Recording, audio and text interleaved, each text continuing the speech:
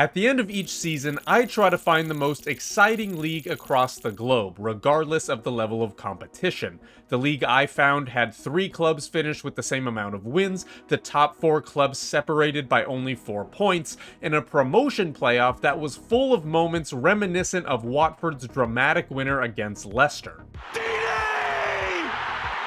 The league in question is La Liga 2, the second division in Spain, and it actually just ended in the middle of June, no less. Now, because not everyone is as knowledgeable as me when it comes to this league, which will be very apparent as I correctly pronounce all the teams' names correctly, up the Sporting Gijon, we're going to start by looking at match week 9, which was the earliest I could find in terms of league predictions for the end of the year. Racing Santander was picked to finish first, and Real Zaragoza was picked to be automatically promoted given their positions in the table. From there were some pretty close calls about who could finish inside the top 6, given how close the table was at the time, and it was predicted that only 4 points would separate 3rd through 7th. The funny thing is, you could argue that these predictions would be more accurate than anything else in the preseason because this was based on results that had actually already happened, but obviously, that was not the case. Why else would we be making this video otherwise? Fast forward to the halfway point of the season, 21 matches in, and the table went from this to this. Racing dropped to 3rd, Real Zaragoza dropped to 12th, and Almeria went from relegation candidate to leading the entire league. You had fairy tales and historic turnarounds in the making, but it's far from over because 1, there's still half the season to play, but 2, the top 10 clubs were all within 9 points of each other. 10 clubs still with a chance to win the league. To put that in perspective, halfway through the Premier League season, only 3 clubs were within 9 points of each other, and 1st through 2nd was a 7-point gap. Now, before we start to talk about the last few days of this league, I think we want to take a stop at match day 33, because I think that perfectly encapsulates just how absolutely batshit this league was. Now, the Saturday of this match week saw a battle between 1st place Levante and 7th place Almeria. In order to stay in a good position for promotion, Almeria had to win, and their star boy Luis Suarez, no, not that one, scored a penalty in the 81st minute to secure a win. Okay, sure, a late goal to kind of shake up the title race. That's fairly interesting, but is it really worth mentioning? Well, I wanted to talk about it because it really puts into perspective how insane the following day was, where 4 of the top 7 clubs in the league had a game-winning goal within the 89th minute or later. Starting with Real Oviedo, they were gifted a 93rd minute winner because of a devastating own goal. Mirandes were refused any points despite being a man up for the last 10 minutes when the opposing keeper made a great save, and then the defense lost a 5v2 in the 97th minute. What are you doing, you dumbass defender? You then had Jordi Martin scoring a 93rd minute winner for Huesca, and finally, you had super sub Rashani scoring an 89th minute winner, his last goal of the season by the way, after coming on for only 9 minutes. This put the top 7 within 7 points of each other and made Elche go from 3rd to 1st, Racing from 4th to 2nd, Levante from 1st to 3rd, and Mirandes from 2nd to 4th, with Oviedo, Huesca, and Almeria within striking distance. If the Belgian league was on hallucinogenic drugs to make up their weird rules, then the 2nd tier of Spain was on cocaine to fuel their title race shenanigans. But of course, it's important to remember that it's not all about the title race. Obviously, the club that comes in 2nd might be a little disappointed, but they're going to get automatically promoted alongside the champions as well.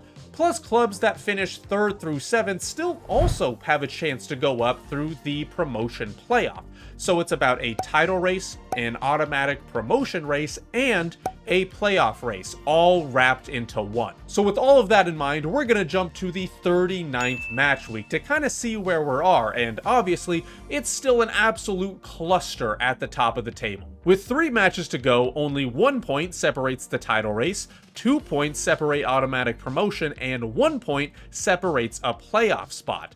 Levante got a crucial win against their title rivals Elche, winning 3-1 away from home. Mirandes was able to keep up with them by winning a nail-biter 3-2 as well. Third place Racing and fourth place Oviedo faced off, both hoping to gain a leg up on the other, but it ended in a 1-1 draw. But while their automatic promotion hopes took a hit, their playoff spots stayed strong because Almeria got 2 goals scored on them in the 96th and 98th minute to lose the match and close the gap. Thankfully for them, playoff rivals Granada lost 2-0 to Eibar, and Huesca lost in the most heartbreaking way imaginable.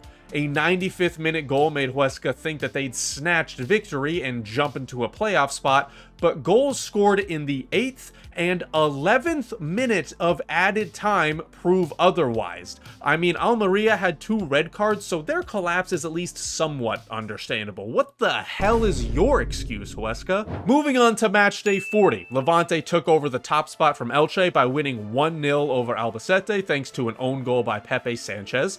Granada was fiercely holding on to that last playoff spot tighter than this man holds on to a sandwich and managed to hang on to that win 3-2 over La Coruña. Huesca, trying to take that playoff spot and presumably that sandwich as well, fought to take down the former leaders Elche by scoring 2 late goals, one of them in the 93rd minute, to win 2-1. Real Oviedo saw an opportunity to get within 2 points of an automatic promotion spot and took it, beating Real Zaragoza 1-0 with a 91st minute goal. Remember when Zaragoza were predicted to finish second after match week 9? What happened, boys? We also saw Almeria come up clutch against 4th place Racing to all but solidify their playoff spot, and a 90th minute winner from Mirandes saw them overtake Elche and steal an automatic promotion spot to end the week. Alright, 40 matches down and 2 to go. The table looked like this heading into the 41st match day.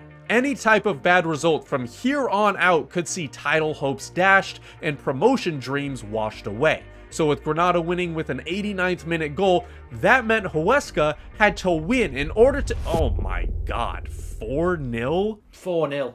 My eyes are bleached. Brother, that is embarrassing, and what's worse is you lost to Cadiz, as in Cadiz nuts, alright? Like, you guys are professionals, get it together. That means Almeria's playoff spot was secure, so their match against Mirandes didn't really matter, but, you know, they wanted to play the role of spoiler anyway, and forced a 0-0 draw, and opened the door for Elche to take back their second place spot, which is exactly what happened with a 2-0 win over Malaga. Now that probably made Racing feel a little bit better, not because Elche won of course, but because they wouldn't feel as bad after their dramatic 96th minute goal to take the lead was cancelled out by a goal scored in the 14th minute of added time. Who has this much time in Spain? Oviedo won their match to make the promotion race go to the final day, and with all of these results in mind, that meant Levante could be back into La Liga with a win. Now, things didn't really start off well for Levante, as Burgos scored in the first 50 seconds to take the lead, and a missed penalty 18 minutes later made it seem like it was just going to be one of those days. However, FIFA legend Morales equalized in the 21st minute to give them hope, only for Burgos to take the lead a short time later. Levante was certainly the better team though, and finally their relentless attack saw them equalize once again in the 85th minute, still leaving a little time to secure the winner. And then, in the 97th minute, Carlos Alvarez, the club's best player this season, scored an absolute screamer to steal the win and secure promotion. Now, as I said, Alvarez was arguably Levante's best player this season. I say arguably because I know nothing and just saw his very high FootMob rating.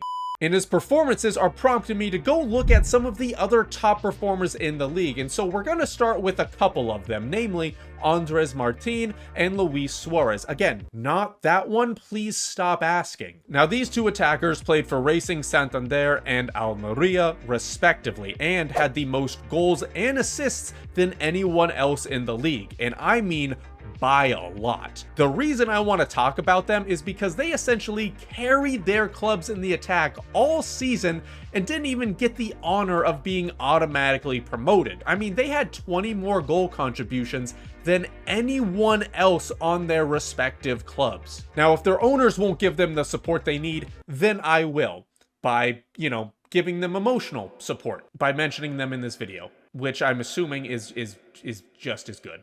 Now there's another guy I want to bring up, and it's actually a teammate of Carlos Alvarez at Levante, and his name is Carlos Espy, who is probably one of the most hilarious and efficient and just ridiculous super subs that I've ever seen. Now this 19-year-old kid got 6 goals and 2 assists in 36 matches, which may not seem that impressive, but you need to understand that he only started in one of those games and only played 476 minutes, meaning that he averaged 13 minutes per appearance. I mean, he was averaging basically a goal per 90 minutes. That's how efficient he was. However, what really makes him special is the fact that those goal contributions actually came at very, very crucial times. Okay, so let me just...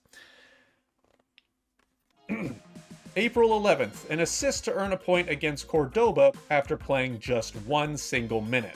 September 14th, got a go-ahead goal against Eldense after 22 minutes. March 2nd, a 94th minute winner against Eldense again after 8 minutes. November 27th, a go-ahead goal versus Malaga after 13 minutes. December 1st, a game winner against Burgos after 15 minutes. Safe to say that the guy is absolutely insane, and you know what? Can you guess who got the game-winning assist to help promote Levante?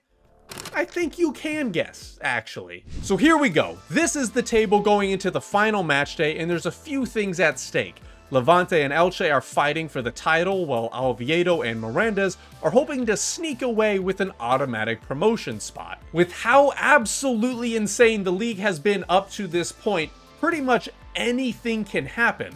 And so it pains me to say that nothing really happened. There was no slip-up, there was no choke, there was no drama. Levante won their match 1-0 to win the title, and Elche won 4-0 to secure automatic promotion. But don't worry. While there was no chaos on the final day of the league season, there is still lots to play for in the promotion playoff. Almeria faced off against Oviedo, while Racing went up against Mirandas, with both the semi-final and the final consisting of a 2-legged tie. In the first leg of the semis between Almeria and Oviedo, the visitors scored a dramatic 93rd minute winner to take back home, but the real action was between Racing and Mirandas. 2 goals in 3 minutes saw Mirandas take the lead 34 minutes in, and even though Racing got one back a few minutes later, the visitors restored their 2-goal advantage early in the second half. But then, Racing's star man came to the rescue. A goal in the 71st minute from Andres Martin gave Racing hope, and even though a disallowed Martin goal in the 92nd minute broke the home fans' heart, a chaotic own goal restored them, and the first leg ended 3-3. So that means that the second leg, the overall tie, is still very much winnable for every club in the promotion playoff. You know, unless you score 2 own goals in 3 minutes, then concede a third just 4 minutes later, then, you know, maybe in that case, it's not going to be winnable, but I'm pretty sure that won't happen, okay? That just, it won't happen. Now, thankfully, Oviedo's and Almeria's match was a lot closer, and being an Arsenal fan, it actually made me smile a bit. Now, Almeria had to go into the match on the front foot as they were down 2-1 on aggregate, so they had to come out of the gates firing. Constant pressure led to Almeria earning a penalty because of a handball, and they took it well, equalizing in the 24th minute. They continued to push, but because their star man Luis Suarez was gone on international duty for Colombia, you know, a negative side effect of the league ending on June 21st, their attacks unfortunately lacked any type of ruthlessness. That inability to finish kept Oviedo in it, and then, in the 49th minute, it happened. Former Arsenal player Santi Cazorla, the most two-footed player that I've ever seen, 40 years old and playing for his boyhood club, stepped up for a free kick and absolutely buried it. Now, Oviedo fans, I know you probably won't care, but every Arsenal fan was celebrating that goal with you, and what made it even sweeter was that that was the goal to propel them into the promotion final against Mirandas. Now, that promotion final between the two clubs is one of very different histories. Real Oviedo, while not a historically winning club, are one that's historic nonetheless. They've spent a lot of time in the Liga despite not even being there since 2001, and in terms of matches played, is in the top 20 of Spanish clubs, having spent more time in the top flight than Villarreal. Mirandes, on the other hand, is a club that's never even made a single appearance in La Liga, and have been in the third tier more than any other division. Both will be eager to win the tie for different reasons, Oviedo to get back to their former selves, and Mirandes to make club history. Now, the first leg started at Mirandes, and a very early goal from the hosts was the only thing that separated them for the rest of the match, leaving Oviedo disappointed and Mirandes elated. The second leg also started in a similar fashion, with an early goal doubling the lead for Mirandes and putting Oviedo in a very tough position. Thankfully for the hosts, Santi Cazorla, the hero from the semifinal, slotted home a penalty to give them hope, and early in the second half, an attacker who had not scored a goal in 3.5 months equalized to send the fans into a frenzy. Suddenly, it was level on aggregate. With nothing to separate the clubs, it had to go into extra time, and luckily, I was able to record myself watching the final goal being scored by Real Oviedo. Did he get it? Oh, what a goal! Come on, Oviedo, let's go. Let's go. Now, most of the time, I wouldn't support one club or another, and would rather just see chaos unfold, but to see Cazorla, one of my favorites while he was at Arsenal, take his boyhood club back to the top, was a great feeling. Now again, I do believe that this was the best and the most entertaining league in all of Europe. An insane title race, an insane automatic promotion race, an insane playoff race. No promoted clubs were relegated back down, and no relegated clubs were promoted back up. But even if you didn't watch any matches, keeping up to date with random stuff like this will expand your knowledge of the game and give you new reasons to watch new leagues. Now, will any of these clubs stay in the top flight? Well, that remains to be seen, but two things are true. One, we want to see Real Oviedo stay in the top flight, and two, we want to see Getafe go down, that absolute scumbum of a club.